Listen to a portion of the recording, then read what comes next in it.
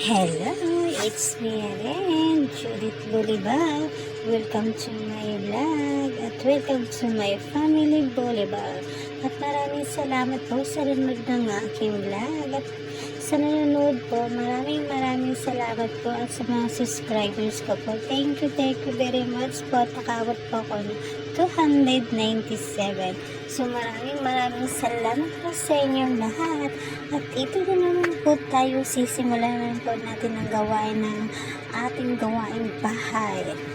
So yung dalawa kong junakais nandun sa labas kasi naglalaro sila. Pero dyan po sa may higaan po, tapos sa ilalim ng kutsyon, tapos ko na po yung nilinis kahapon. Hindi ko lang po na videohan kasi gawa na nagmamadali po ako ng gawain. Ngayon po ay hindi ko na po yan nawawalisan sa ilalim ng kutsyon. Hindi ko na po araw-araw niwawalisan yan. So kahapon niwalisan ko yan po sa ilalim, niligpit ko po yan at kinabukasan naman hindi.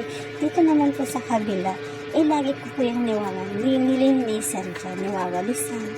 So ngayon po ay nagliligpit na lang po ako ng mga kumot na aming ginamit kagabi. At ngayon nagsisimula naman po ako. Ang dami ko talagang gawain sa araw-araw ng gawain sa aming bahay. Maraming salamat po sa inyong lahat.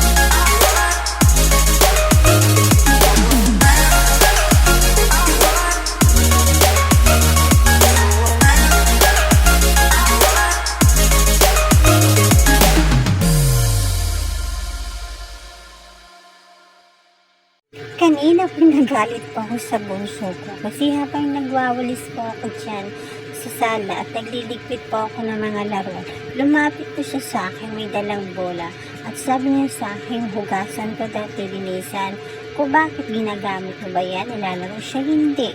Naglalaro po yung mga bata sa labas ko, bakit ikaw ang naghuhugas?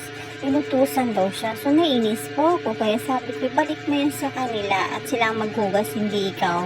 Bakit kanila inutusan? Sabi ko na kaya nagalit ako kasi hindi lang po naglalaro yung bunso ko.